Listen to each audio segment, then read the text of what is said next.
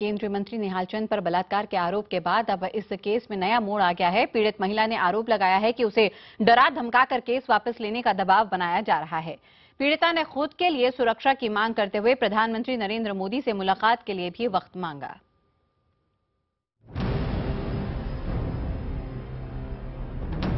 बलात्कार के आरोप में घिरे केंद्रीय मंत्री निहाल चंद मेघवाल की मुश्किलें बढ़ती जा रही हैं। रेप का आरोप लगाने वाली महिला ने अब निहाल चंद पर धमकी देने का आरोप लगाया है। पीड़िता का कहना है कि उसे नौकरी और पैसे का झांसा देकर केस वापस लेने का दबाव बनाया जा रहा है। महिला ने एक प्रेस कॉन्फ्रेंस कर इस बात का खुलासा किया कि उसे फोन और एसएमएस के जरिए धमकियां मिल रही हैं। मुझे पैसे का, नौकरी का और ये सब लालच दिए जा रहे हैं और प्रेशर भी बनाया जा रहा है और धमकियां भी दी जा रही है। पीड़ित महिला ने 3 साल पहले जयपुर में निहाल चंद समेत 18 लोगों के खिलाफ बलात्कार का केस दर्ज कराया था। महिला का आरोप है कि बीजेपी नेता गोदारा ने खाने में नशा देकर उसे बेहोश किया और फिर गैंगरेप किया, लेकिन पुलिस ने कोर्ट में जो क्लोजर रिपोर्ट जमा की उसमें सारे आरोप निराधार बताए गए। इसके बाद महिला ने कोर्ट में दोबारा अपील की। कोर्ट ने अपील स्वीकार करते हुए 13 जून को निहाल चंद समेत सभी आरोपियों को नोटिस जारी कर 20 अगस्त को तलब किया। अब पीड़िता को इंसाफ की दरकार है और वो इस लड़ाई को आगे तक ले जाना चाहती है। पीड़िता ने इस संबंध में प्रधानमंत्री नरेंद्र मोदी से भी मुलाकात का समय मांगा है। सिरसा एसपी और जयपुर एसपी से मांग करती हूं कि मुझे सुरक्षा दी जाए और मैं नरेंद्र मोदी जी से आपके तहत भी अपील कर रही हूं कि मुझे 2 मिनट का अगर उन्होंने वक्त दिया तो मैं तुरंत उनसे मिलकर अपनी बात कहना चाहूंगी। राजस्थान के श्री गंगानगर लोकसभा क्षेत्र से सांसद निहाल चंद मेघवाल मोदी की कैबिनेट में राजस्थान से इकलौता नाम है।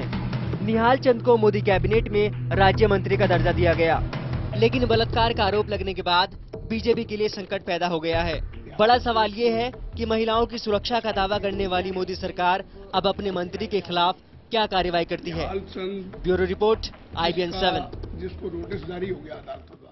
और निहाल चंद के मुद्दे पर अब सियासत भी शुरू हो गई है। कांग्रेस एक और जहां बीजेपी को नसीहत दे रही है कि निहाल चंद को लेकर उन्हें सच का साथ देना चाहिए, तो वहीं बीजेपी का कहना है कि जब इस मामले में क्लोजर रिपोर्ट दाखिल की गई तो राजस्थान में कांग्रेस की ही सरकार थी। What is the legal recourse? A person who is involved in a heinous crime, can he be protected? This government should not have kept him even for a minute in the government. You know, it's a shame on this government, and I think that the government will act more not politically, on a moral ground they should act. It's very unfortunate that what is happening there. 2011 का है, जब गहलोत साहब की सरकार थी, उसके तहत इसमें इन्वेस्टिगेशन हुई जो कि गहलोत सरकार की पुलिस थी और उसने एक क्लोजर रिपोर्ट दी। वो क्लोजर रिपोर्ट को भी जुडिशियल मैजिस्ट्रेट साहब ने इसको एक्सेप्ट करी। अब उसको फिर से उठाना, कांग्रेस वाले उठाना चाहते हैं, उसको मुद्दा बनाना चाहते हैं, तो मैं उनकी पीड़ा समझ सकता हूं, क्योंकि वो राजस्थान में फिर से खड़े होना चाहते हैं। और इस खबर पर ज्यादा जानकारी के लिए सीधे रुख करते हैं हमारे संवाददाता भवानी सिंह का। भवानी, इस खबर को लेकर इस वक्त क्या ताजा अपडेट आपके पास? देखिए, इस पूरे मामले पे हमने निहाल चंद से बात करने की कोशिश की, उनका रिएक्शन जानने की कोशिश की। वो फोन रिसीव नहीं कर रहे हैं। उनकी ओर से ये एटीट्यूड अभी से नहीं है, जब से नोटिस इशू किया तब से निहाल चंद सामने नहीं आए। इस वक्त वो दिल्ली में है, लेकिन वो जवाब नहीं दे रहे, सफाई नहीं दे रहे, तो ये बड़ा सवाल है। दूसरा, जो पीड़िता ने सवाल उठाया ये अहम है, खास तौर पर कि उसको फोन कॉल्स आ रहे हैं, उसको धमकियां मिल रही है, अननोन लोग आ रहे हैं, कभी किसी से कहा जा रहा है कि केस वापस लो। इससे वो काफी डरी हुई है और जो सुरक्षा की मांग कर रही है कि किसी तरीके से उसको सुरक्षा दी जाए। तो जाहिर तौर पर ये पूरा मामला है काफी मुश्किल निहाल चंद के सामने खड़ी हो सकती है। जी बिल्कुल भवानी, ऐसे में मामला राजनीतिक भी होता जा रहा है। क्लोजर रिपोर्ट में भले ही यहाँ पे निहाल चंद के खिलाफ जो आरोप थे वो सिद्ध नहीं हो पाए और मामला खत्म हुआ था, लेकिन फिर से जो नोटिस जारी हुआ है उससे मुश्किलें भी बढ़ी हैं और अब बीजेपी उल्टा कांग्रेस पर निशाना साध रही है। देखिए, दो चीजें अलग अलग है। बीजेपी उसको मिक्स करने की कोशिश कर रही है। एक नोटिस जो कोर्ट ने नोटिस इशू किया है, जिसपे 20 अगस्त को तलब किया निहाल चंद को, वो कोर्ट का प्रोसेस है जो पीड़िता ने आरोप लगाया, जिसपे कोर्ट ने किया, क्योंकि क्लोजर रिपोर्ट को उन्होंने ओपन की। दूसरा मामला जो कांग्रेस और बीजेपी का है, वो इस पूरे मामले में पॉलिटिकल फायदा दोनों उठाने की कोशिश कर रही है। बीजेपी कह रही है कि क्योंकि क्लोजर रिपोर्ट दाखिल कर दी और कांग्रेस इसको हवा दे रही है। कांग्रेस कह रही है क्योंकि इस पूरे मामले में नोटिस इश्यू हो गया, इसलिए निहाल चंद को इस्तीफा देना चाहिए। तो जाहिर तौर पर पॉलिटिक्स चलेगी। बिल्कुल, ऐसे में भवानी यहाँ पर जो पीड़िता है उसने गुहार लगाई है प्रधानमंत्री से कि मिलने का समय 2 मिनट का भी अगर मिल सके तो अपनी यहाँ पे पीड़ा बता सकती हैं, क्योंकि लगातार उनको भी धमकी दी जा रही है केस वापस लेने को लेकर। इसको लेकर क्या स्पष्ट जानकारी आपके पास?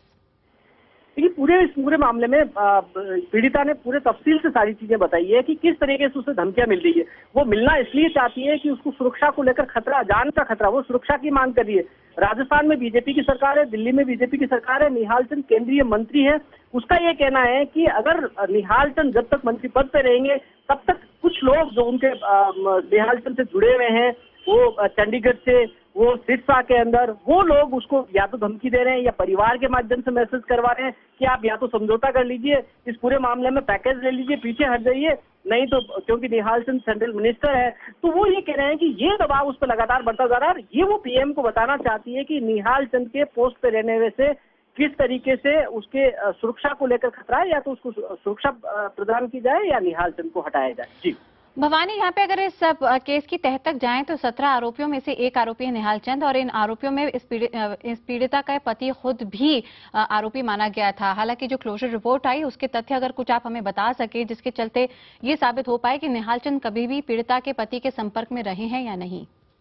देखिए, यही बड़ा सवाल है, क्योंकि इस पूरे मामले में जो आरोपी हैं वो सारे प्रोफाइल वाले आरोपी हैं। केस में कितनी सच्चाई है ये अलग मसला है, लेकिन जो पुलिस ने जो जांच की है, इसमें जो सवाल उठाया, जो कोर्ट ने जो प्रोटेस्ट पिटीशन फाइल की गई, उसमें 5 बड़े सवाल उठाए गए। पहला सवाल ये है कि जब पुलिस ने ये जांच की थी उसमें पीड़िता का मजिस्ट्रेट के सामने बयान नहीं कराया, जबकि ऐसे पूरे मामले, किसी भी मामले में जब आरोप लगता है तो सबसे पहले पीड़िता नहीं कराया गया। क्यों नहीं कराया गया?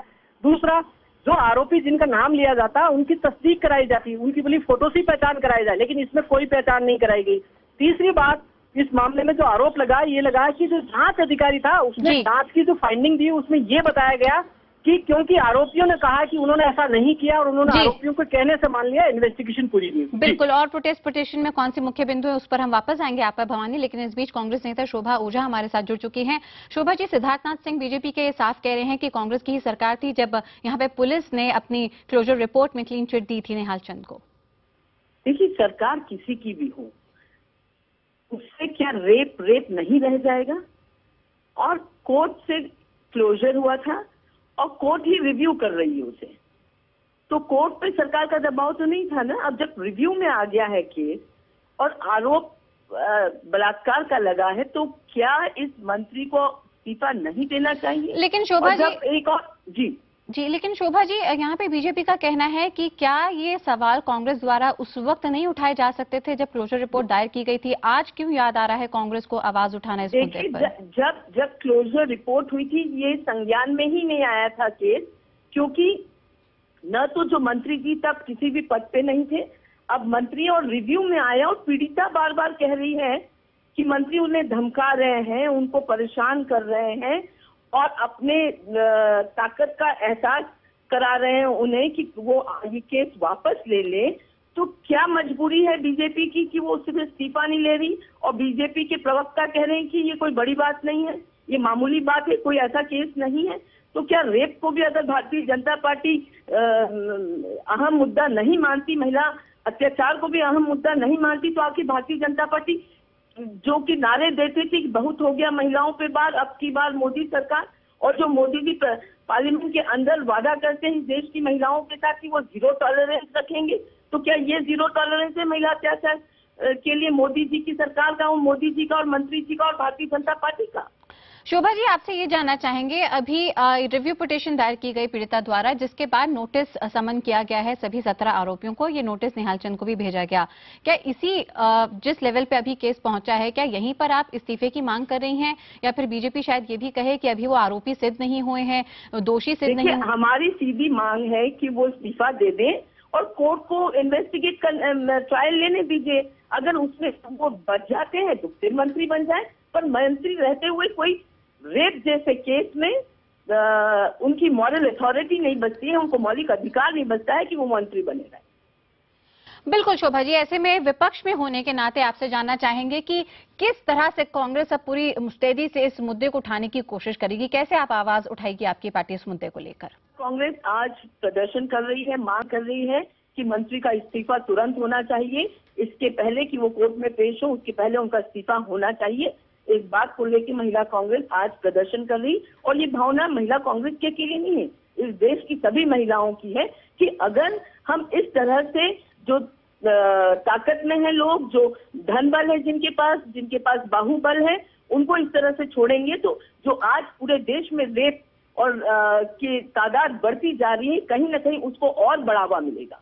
शोभा जी, ऐसे में अगर यहाँ पे बजट सेशन तक यहाँ पे इस्तीफा नहीं होता है निहाल चंद का, जो कि आपकी पार्टी की मांग है, तो क्या संसद में भी आवाज दिखेगी हमें आपकी पार्टी के इस मुद्दे को लेकर? देखिए, आज हम महिला कांग्रेस प्रदर्शन कर रही है, और मैं समझती हूँ कि जिस तरह का वादा इस देश की महिलाओं के साथ मोदी जी ने चुनाव के पहले और चुनाव के बाद पार्लियामेंट में किया है, उस पर अब अमल करने का समय आ गया है। पूरी बातों से नहीं चलेगा, करके दिखाना पड़ेगा। बिल्कुल, आप IBN 7 के साथ जुड़िए, अपना कीमती समय निकाला। इसके लिए शोभा जी आपका बहुत बहुत शुक्रिया अदा करना चाहेंगे। साथ ही में भवानी, आपका भी बहुत बहुत शुक्रिया तमाम जानकारी के लिए।